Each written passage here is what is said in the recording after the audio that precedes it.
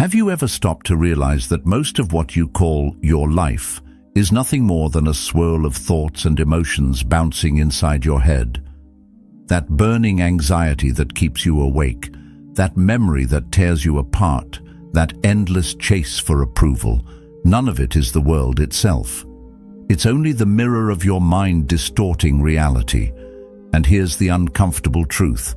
If you never learn to master that mirror, you will live and die bewildered, never touching the life that was always waiting behind it. The Stoics knew this well. What tears you down is not life itself, but the way your mind interprets it. And if you don't take command, it will command you. If you feel the weight of this truth pressing against you, don't turn away. Also, consider subscribing for yourself. Make it a declaration that you refuse to remain a prisoner of distorted reflections, and that you choose the path of clarity, strength, and self-discovery. The mirror of the mind. The strange thing about life is how two people can stand in the very same place, look at the very same scene, and yet walk away with completely different experiences. One might feel joy, the other bitterness. One might see opportunity, the other only threat.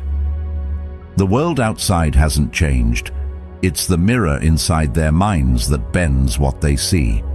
And if we're honest, this is happening to all of us every single day. The question is not simply what is out there, but what is my mind showing me? Think about how a warped mirror works. Stand before it, and suddenly your head looks too big, your legs too short, or your body strangely curved. The reflection is not reality, it's a distortion. Our minds do the same. Stress bends the mirror one way, ego bends it another. If you've wrapped your whole identity around being successful, then failure won't just sting. It will feel like your very self has shattered.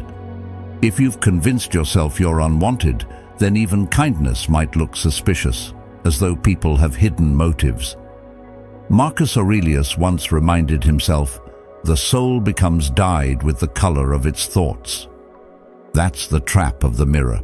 Our repeated thoughts stain it, and soon, everything we see carries that shade. This is why two siblings can grow up in the same house, under the same parents, yet remember childhood in completely opposite ways. One recalls warmth, laughter, and lessons. The other remembers nothing but criticism and pain. It isn't always that one is lying.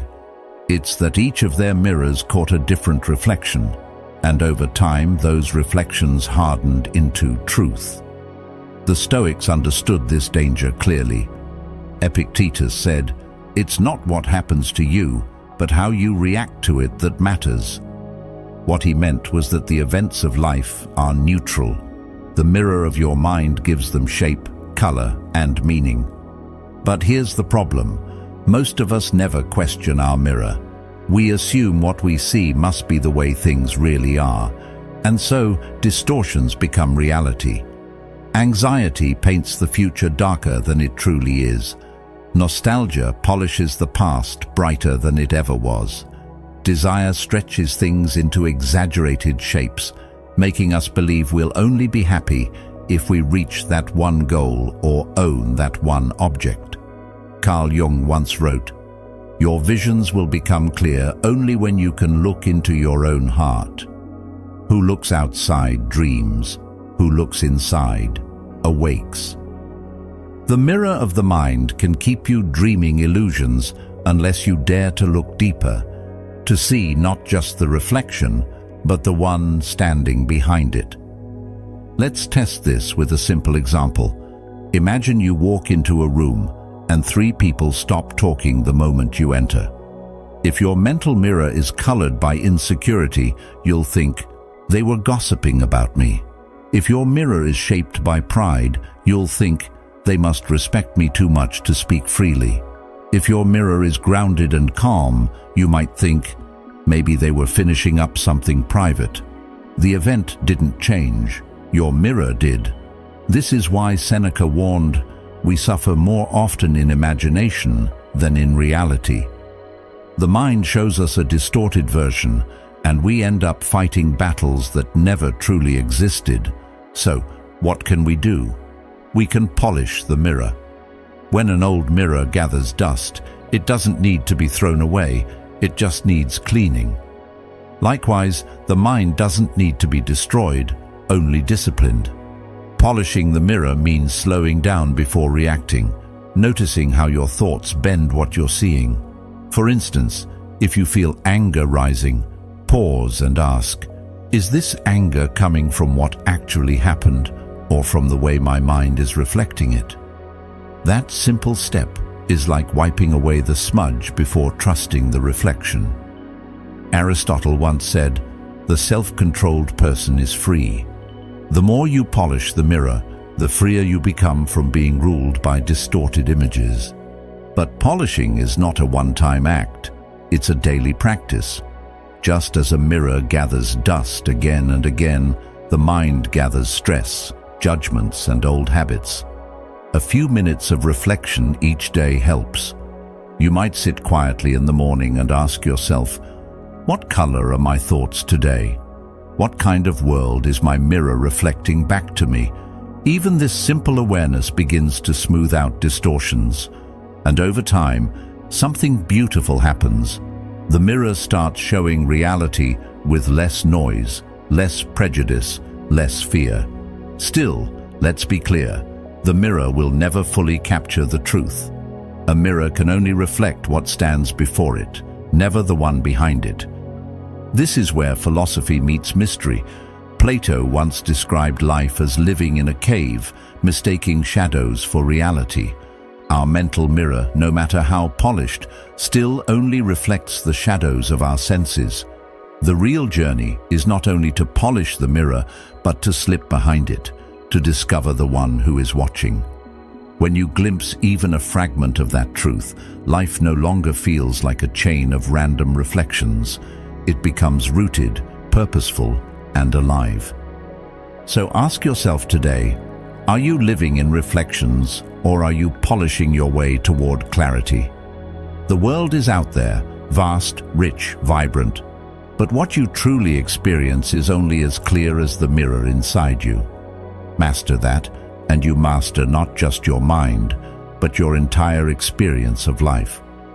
As Socrates reminded us, the unexamined life is not worth living.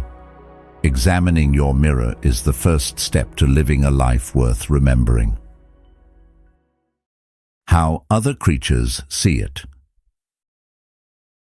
It's strange when you stop and think about it, how the same world can look completely different depending on who or what is looking at it.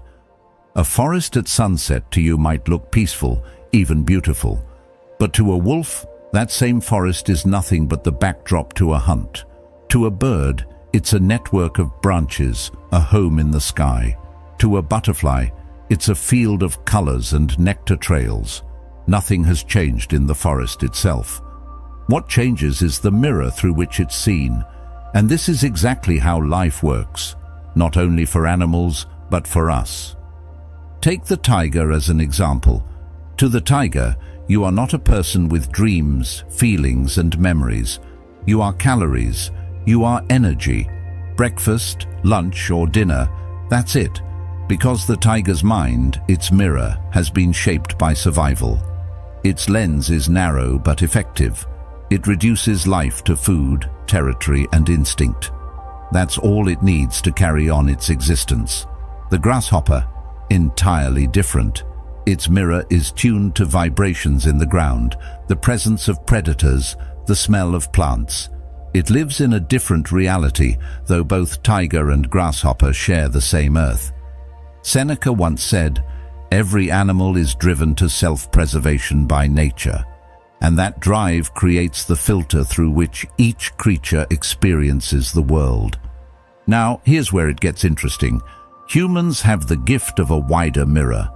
Our minds are not bound only to food or shelter.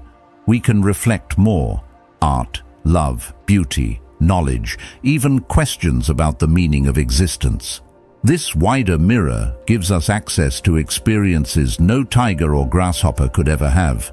Marcus Aurelius captured this when he wrote, "The universe is change. Our life is what our thoughts make it.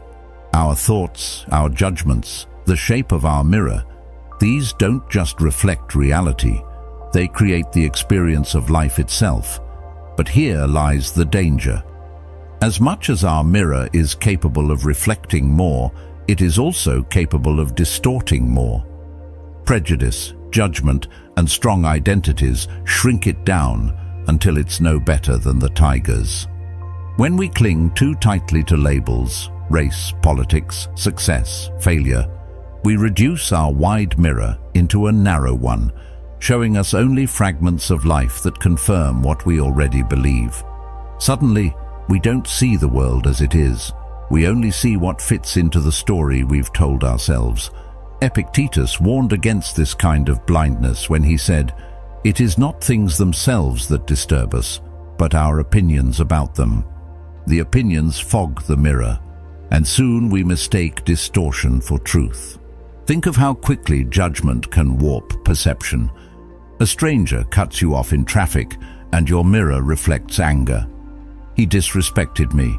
He thinks his time is more valuable." Another person, with a calmer mirror, might think, "Maybe he's rushing to the hospital." The event was the same, but the reflection was entirely different. Carl Jung wrote, "Everything that irritates us about others can lead us to an understanding of ourselves." In other words, the distortion you see is often your own projection, not the truth of what's in front of you. We like to believe our human mirror is always clearer than that of other creatures. But is it? Many times our so-called intelligence just makes the distortions more complicated. Animals live with simple mirrors: survival, reproduction, instinct. We add layers: status, ego, ideology, fear of the future, regret of the past. And the more layers, the harder it becomes to see clearly. Plato's allegory of the cave reminds us of this. People mistake shadows for reality and never turn to see the source of the light. Our mirrors often show us shadows, and we take them as the whole of life. So what does it mean to truly use our wider mirror? It means recognizing both its potential and its traps. It means realizing that while we can see more than other creatures, we must also guard against seeing less because of prejudice or fear. Aristotle observed, "Knowing yourself is the beginning of all wisdom." When you notice your mirror shrinking, when you catch yourself trapped in a narrow judgment, that is the moment self-knowledge can expand your vision again. Think about conflict between nations, between neighbors, even within families. Much of it comes down to distorted mirrors. Each side sees the other through a lens of suspicion, pride, or past injury. Each side believes its reflection is the truth, yet both mirrors are warped. If we polished them, even slightly, maybe we'd see not enemies, but fellow humans.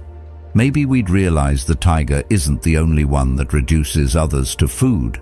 We reduce people to categories, to them, to stereotypes. And in doing so, we lose the richness of what's really there. The Stoics often reminded themselves to step back from these distortions. Marcus Aurelius urged, "You have power over your mind, not outside events. Realize this, and you will find strength." To polish the mirror means to stop blaming the outside for what is, at root, a reflection problem. The tiger can't change its mirror. It will always see prey. The grasshopper can't change its mirror. It will always see vibrations. But you and I? We have a choice. We can widen or shrink our mirror. We can polish or cloud it. We can choose clarity over distortion. So ask yourself, when you look at life today, are you seeing it with the wide mirror of a human being, capable of wonder and wisdom? Or have you let judgment and identity shrink it down to something narrow, where you see only what you fear, what you crave, or what you despise? The gift of being human is not that we see the world, it's that we can see more than the world if we choose, and mastering that choice is the first step toward mastering the mind itself. Why most people die bewildered. There's a sobering reality that most of us don't like to face. The majority of people reach the end of their lives unprepared, unsettled, and confused. Not because death itself is some great shock, it's the only guarantee we've ever had, but because of a haunting realization that comes too late. They look back and see that they never truly lived. They mistook the noise in their head for life itself, and when the curtain falls, they suddenly realize they never stepped onto the real stage. Think about it. How much of your day is spent actually experiencing what's in front of you, compared to how much is spent worrying, replaying old arguments, or rehearsing future scenarios that may never happen? For many, life passes as if they were sitting in a dark theater, watching reflections flicker on the screen, never noticing the vibrant world waiting outside. Carl Jung captured this tragedy when he wrote, "People will do anything, no matter how absurd, to avoid facing their own souls." We chase distractions, drown ourselves in noise, anything to avoid the quiet truth. But in avoiding ourselves, we miss life itself. The Stoics constantly warned against this. Marcus Aurelius reminded himself, "You could leave life right now. Let that determine what you do and say and think." He wasn't being morbid, he was being urgent. He knew that the danger of tomorrow thinking, of assuming endless time, is what blinds us. People plan to live later, after the promotion, after the kids are grown, after retirement. But later rarely comes. And so when death does, confusion rushes in, because the mind realizes too late that it spent decades busy, but never alive. This bewilderment at death is not simply fear of the unknown. It's the disorientation of never having been fully present. Seneca described it perfectly. It is not that we have a short time to live, but that we waste a lot of it. Time itself was never the issue. Attention was. Presence was. Instead of living, most people rehearse life in their heads, living in thought rather than reality. And so the final moment comes like a rude awakening from a long dream. Picture someone who has spent their whole life climbing a ladder, only to realize on their last day that the ladder was leaning against the wrong wall. This is what happens when you let your mind's mirror dictate your experience. You chase reflections, money, reputation, recognition, because your distorted mirror tells you these are life itself. Yet at the end, none of them come with you. What remains is the quiet realization that you never looked behind the mirror to see who you truly were. But here's the thing. You don't have to wait until your last breath to figure this out. You can turn the mirror around now. You can question your reflections today. Ask yourself, am I living in my thoughts, or am I touching reality? When I spend hours scrolling, stressing, or arguing in my head, am I actually experiencing life, or am I lost in shadows? Plato's allegory of the cave reminds us of this. Most people spend their entire lives watching shadows dance on the wall, never turning to see the fire, never stepping outside into the light. Even modern psychology agrees. Jung explained that until you make the unconscious conscious, it will direct your life and you will call it fate. That's why death feels bewildering to so many. It's the sudden shock of seeing that fate was not some outside force. It was the unconscious mind, the unpolished mirror running the show. To master your mind, then, is not about controlling every thought. It's about waking up. It's about noticing when you're lost in reflection and daring to step into the rawness of the present. So, what can be done? Start with small awakenings. Pay attention to your breath while you wait in line instead of scrolling. Actually taste your food instead of eating with your mind somewhere else. When anger rises, pause long enough to ask, is this reality or is this my mirror bending the truth? These tiny acts add up. They begin to train the mind to reflect more clearly, to stop clouding life with distortion. Here's the paradox. The more you resist death, the more bewildered you'll be when it arrives. But the more you accept it, hold it in your awareness, as the Stoics did, the more alive you become. Epictetus reminded his students, "Death is not dreadful, but the dread of death is dreadful." In other words, it's not death itself that confuses us. It's living in denial of it. By acknowledging it now, you sharpen your mirror. You realize that each ordinary moment is extraordinary because it won't return. The reason most people die bewildered is simple. They spent life trying to escape discomfort, chasing illusions, and running from silence. But you don't have to. You can choose presence. You can polish your mirror. You can look behind it and meet the one who's been there all along, you. If you live this way, death won't arrive as a bewildering stranger. It will arrive as an old companion, and you will meet it not with confusion, but with clarity, even gratitude. The choice is in your hands now.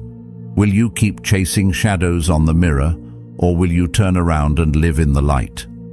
The Stoics and the philosophers who came before us left us a map. The only question is whether we'll follow it before it's too late. The technique, polishing the mirror. One of the hardest truths to accept is that most of what clouds our lives doesn't come from the world itself. It comes from within. The arguments, the overthinking, the constant comparisons, the fears of what might happen. None of these belong to reality directly. They're dust on the mirror of our minds. And just like a dusty mirror in your home, the more it goes unattended, the less clearly it reflects what's truly in front of it. Over time, you stop seeing things as they are and start seeing only the dirt. That's why clarity doesn't come from adding more information, more opinions, or more noise. It comes from polishing the mirror. Imagine waking up tomorrow and, instead of rushing to check messages or dive into the day's chaos, you give yourself 2 quiet minutes. You sit, breathe, and watch your thoughts rise and fall like clouds drifting across the sky. You don't chase them, you don't fight them, you just notice. That's polishing. It's simple, but it's not easy because the mind is restless. Yet even in those short moments, something shifts. The dust begins to settle. What felt overwhelming starts to lose its sharp edge. But why does this matter so much? Because if you don't polish your mind, you mistake distortions for reality. A small criticism feels like a personal attack. A delay at the airport feels like a catastrophe. One anxious thought snowballs into the belief that your whole life is falling apart. Epictetus warned against this centuries ago. Men are disturbed not by things, but by the view which they take of them. The dust on the mirror is that view. By clearing it, you begin to respond to life instead of reacting blindly to your own cloudy reflections. There's another layer to this. When the mind is dusty, even your best moments get dulled. Think about it. You could be at a beautiful dinner, surrounded by people who care for you, yet one stressful thought, an email you forgot to answer, a bill you need to pay, hijacks your mind. The joy is right in front of you, but you don't taste it, don't feel it, because the mirror isn't clear. Seneca once wrote, "True happiness is to enjoy the present without anxious dependence upon the future." Polishing is how you train yourself to do exactly that. Of course, this isn't about emptying the mind forever or living without thoughts. That's not possible. The mirror will always reflect. What matters is how clearly it does so. Just as you wouldn't expect a polished mirror to stay spotless forever, you can't expect your mind to remain perfectly calm and clear. Dust will always return, through stress, habits, or circumstance. But polishing regularly makes sure the dust never blinds you. It becomes maintenance, not a miracle. So how do you build this habit? Start small. 2 minutes in the morning, as we said, is powerful, but you can polish any time. Waiting in traffic? Instead of cursing the delay, breathe and notice how your impatience rises and falls. Standing in line? Instead of scrolling your phone, watch your thoughts. Ask yourself, what story is my mind spinning right now? Even this question begins the polishing because it shifts you from being lost in the dust to observing it. And here's the paradox. The more you polish, the less you need to control everything. Life won't suddenly become perfect, but it will appear clearer, sharper, truer. The fight with your partner won't spiral into catastrophe in your head. The bad day at work won't become a story about how you're destined to fail. You'll see things as they are, sometimes challenging, sometimes beautiful, but always real. The Stoics lived this way, practicing daily to keep the mirror of their mind clean so they could meet life directly instead of through distortion. Think about how this would change your life. Instead of being tossed around by every wave of emotion, you'd feel a steadiness, a quiet strength. Instead of wasting energy fighting shadows, you'd move with clarity. And when challenges came, as they always do, you'd meet them with a mind clear enough to see not just the problem, but the opportunity within it. That's what Marcus Aurelius meant when he said, "The impediment to action advances action. What stands in the way becomes the way." With a polished mirror, obstacles don't just block you, they guide you. The choice then is simple. You can keep staring at life through a dusty mirror, mistaking smudges for truth, or you can start polishing, even for a few minutes each day, and discover what's been hidden all along, the vivid, unfiltered reality of your own existence. And when you live this way, death itself will not find you bewildered, because you will have truly lived, not in distortions, but in clarity. The geometry of focus. Have you ever noticed how sharp your mind can feel in a dream? Think about it. In sleep, you can see faces, landscapes, and even entire conversations in vivid detail. Yet when you wake up, try to picture the same scene, and it slips away, blurry and fragmented. Isn't it strange that your imagination can sometimes work better while you're unconscious than when you're fully awake? That shows us something important. Our minds are powerful, but we don't train them. And just like an untrained body grows weak, an unfocused mind grows dull. Focus is not something that appears out of nowhere, it's something you build. The Stoics understood this well. Marcus Aurelius wrote, "The happiness of your life depends upon the quality of your thoughts." But what is the quality of a thought if your mind cannot hold it steady? Most of us live with a mind that jumps around like a restless child, unable to sit still long enough to really see. Training focus, then, is like teaching that child to sit calmly and observe, to pay attention not just in passing but with full presence. Here's a simple practice that shows how it works. Take an ordinary object, your coffee cup, a chair in the corner, even your own hand. Instead of seeing it vaguely, try breaking it down into shapes. See the curve of the handle as a circle, the flat bottom as a square, the slope of your fingers as triangles. This exercise might sound trivial, but it strengthens something essential: your ability to hold form in the mind. Every time you notice a new shape, you stretch your attention a little further. Every time you resist the urge to drift away, you sharpen your inner vision. Why is this powerful? Because attention is like a muscle.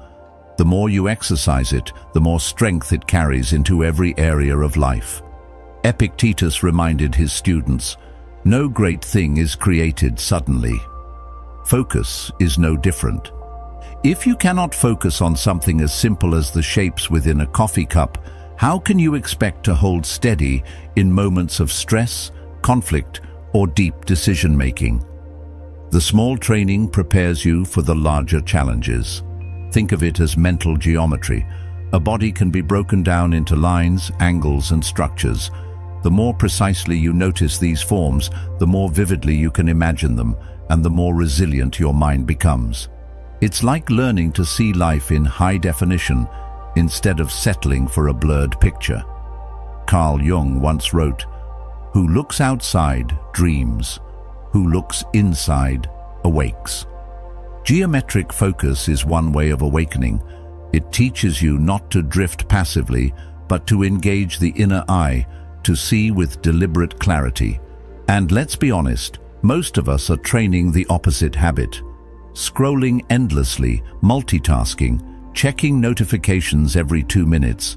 This doesn't just scatter attention, it fractures it. Over time, the mind loses its sharpness. You try to read a book, and after 2 pages, you're restless. You try to meditate, and you're already itching to check your phone. The mirror of your mind has become clouded not by dust, but by constant distraction. Seneca warned about this centuries ago. To be everywhere is to be nowhere. When your mind is pulled in every direction, you stand firmly in none. Focus rescues you from that fragmentation. Here's another way to look at it. Geometry is the most stable form of order. The triangle, for example, is known as the most stable structure in nature. It holds weight without collapsing. Training your mind to break down reality into shapes isn't just a mental game, it's symbolic. You're teaching your thoughts to take structure, to stop collapsing under pressure. Aristotle said, "We are what we repeatedly do." Excellence, then, is not an act, but a habit. Focus is a habit, one built by small repeated acts of noticing, holding, and returning attention. What happens if you stick with it? You begin to notice an incredible shift. When you imagine someone's face, it becomes clearer. When you visualize a goal, it feels more tangible. When you sit in silence, your thoughts stop scattering so wildly and begin to take form. In dreams, this clarity comes naturally. Awake, it must be trained. And when it is, you gain something rare in today's world, a mind that sees without distortion.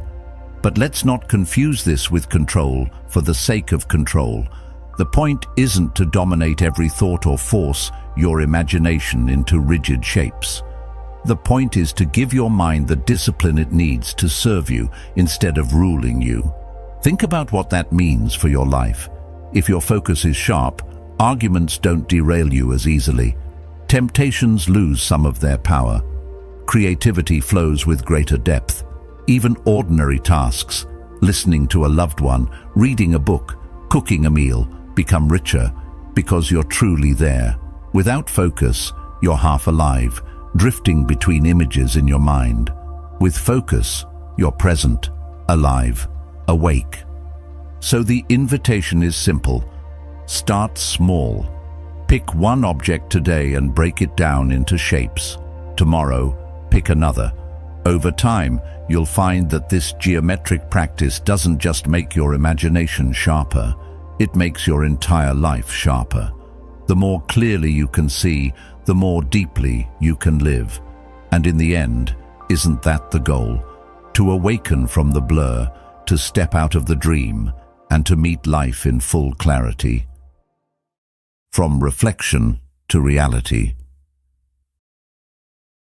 It's easy to mistake the images in our minds for reality itself. We wake up thinking about yesterday's mistakes, replaying conversations, imagining how people see us. Then we rush through the day already weighed down by stories that exist only in thought. The strange part is this. The world outside hasn't even spoken yet, but our minds are already busy narrating. It's like watching a movie where the screen never turns off. But here's the problem. When you only watch the reflections on that screen, nothing in your life actually changes. You stay caught in loops of thought, reacting instead of living. Most people live inside reflections without ever realizing it. They blame fate, luck, or the world for their struggles, never seeing that the real issue lies in the mirror of the mind. And so they remain stuck, surviving, but never fully alive. The Stoics saw this clearly. Epictetus taught, We suffer more in imagination than in reality. Isn't that the truth? How often do we spend hours dreading something, only to discover it wasn't nearly as bad as we imagined? The suffering was in the reflection, not in reality. When we confuse the two, life feels heavier than it really is. Think of it like standing by a lake. When the water is still, you can see the reflection of the trees, the sky, the clouds. But if the surface is constantly stirred by wind or waves, the reflection becomes distorted, chaotic. The lake is still the lake, but you can no longer see through it. Our minds work the same way. Thoughts, fears, desires, they stir the surface. Reflection becomes confusion. But if you let the water settle, suddenly the lake shows both its surface beauty and its depth. The same is true of your mind. When you step behind the mirror, you don't just watch the ripples, you touch the depth of being itself. Seneca once said, "Life is very short and anxious for those who forget the past, neglect the present, and fear the future." That's exactly what happens when you live in reflection. You are trapped between what has already gone and what hasn't yet arrived.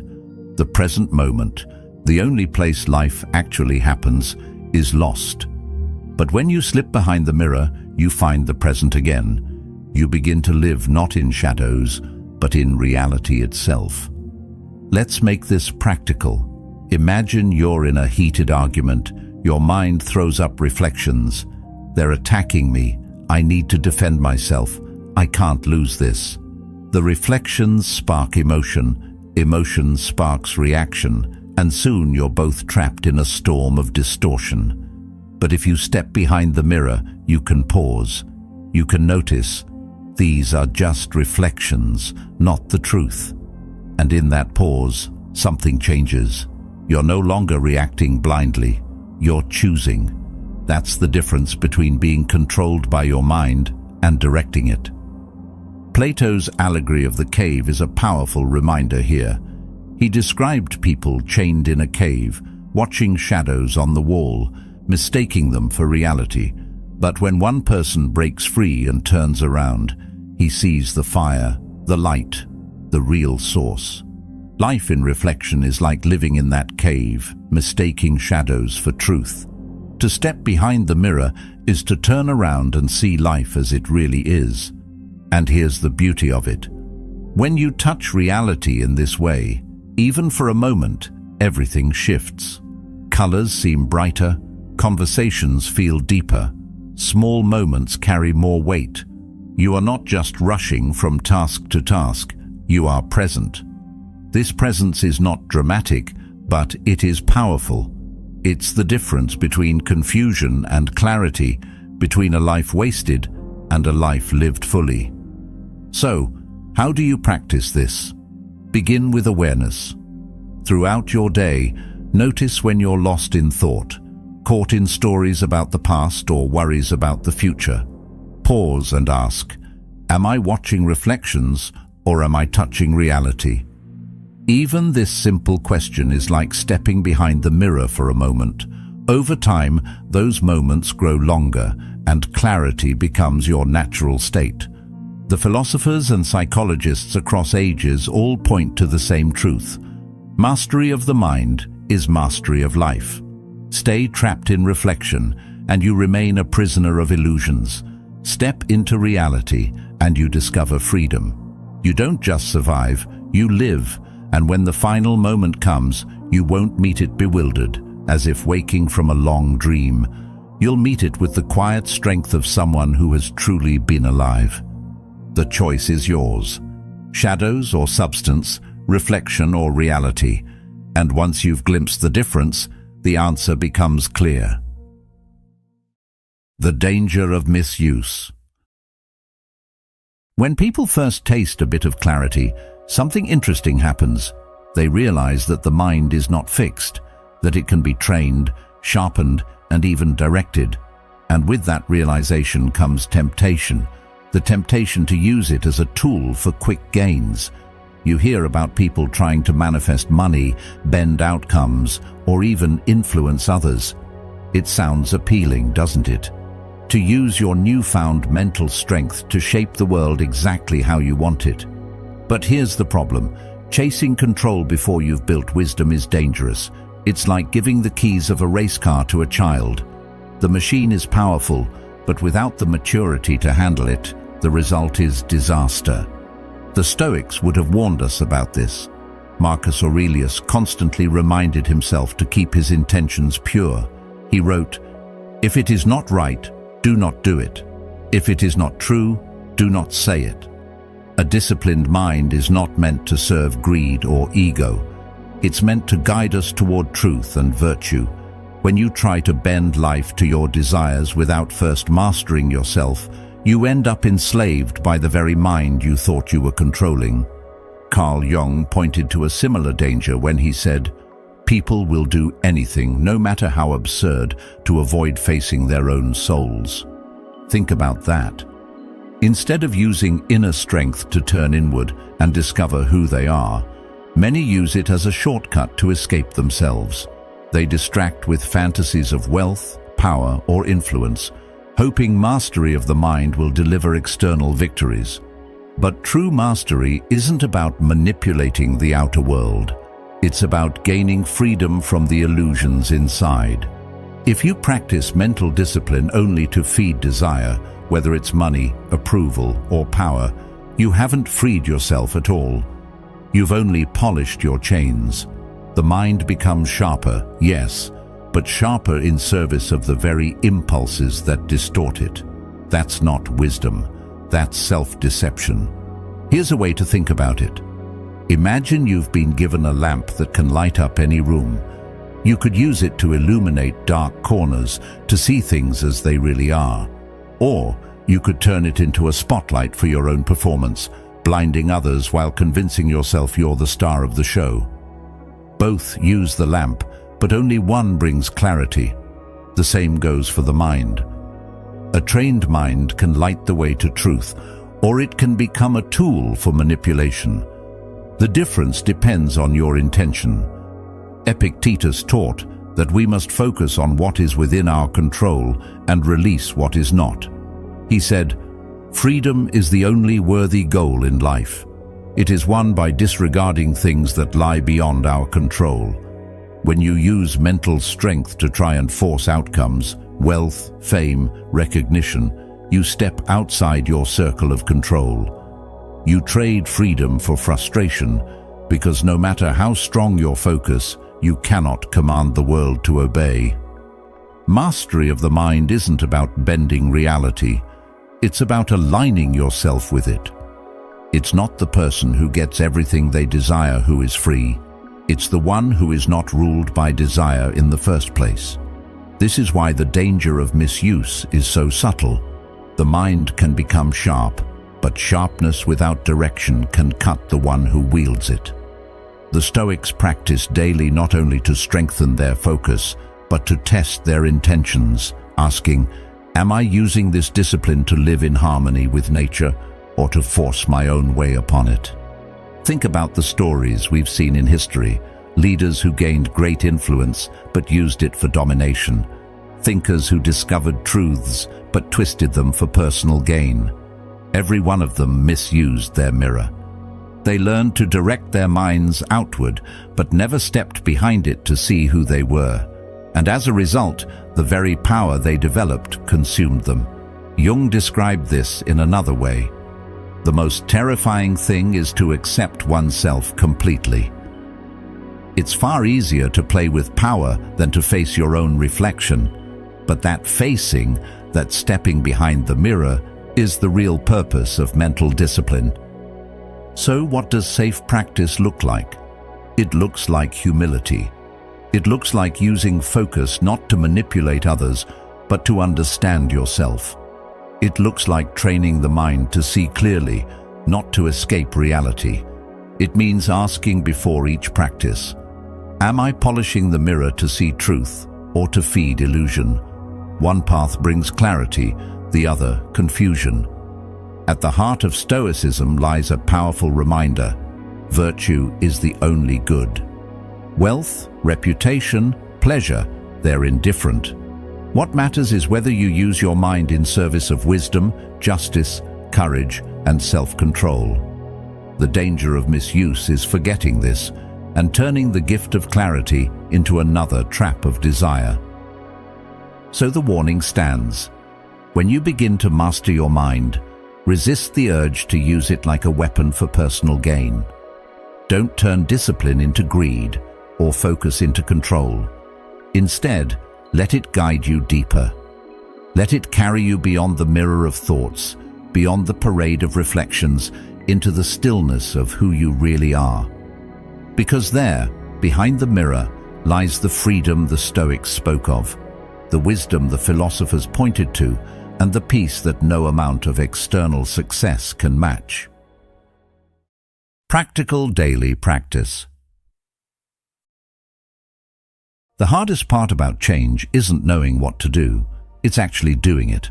We all love the idea of clarity, peace, and control over the mind, but when it comes down to the daily practice, we hesitate. Why? Because our minds are clever. They whisper excuses. I'll start tomorrow. I'm too busy. This probably won't make a big difference anyway. And yet, as Seneca wisely put it, life is long if you know how to use it. Daily practice is exactly how you learn to use it. Small, consistent steps are what shift you from being ruled by thoughts to ruling them. So let's start simple. You don't need special tools or hours of meditation. All you need is attention. Pick one object around you, a chair, a cup, a bottle, and break it down into shapes. At first, you'll notice the obvious ones, circles, squares, maybe a few triangles. But keep looking, push yourself, see how many forms you can discover. 20, 50, 100. Suddenly, your mind starts to stretch. You're exercising focus, not by forcing it, but by training it gently, like a muscle. This practice may seem small, but it's powerful. Most of us have trained our minds in the opposite direction. We've taught ourselves to jump endlessly from one thing to another, scrolling, multitasking, chasing distraction. The result? A restless mind that can't hold a thought steady for more than a few seconds. Pair this with stillness. Each morning, before the day begins, give yourself 2 quiet minutes. Sit, breathe, and let your thoughts rise and fall like waves. Don't chase them. Don't fight them. Just notice. This isn't about silencing the mind. It's about learning to watch it without being dragged. Every time you sit in stillness, you bring a little more of the unconscious into the light. You notice patterns you've been repeating. You recognize worries that have no real ground. You see the way your mind bends reality. This awareness is the beginning of freedom.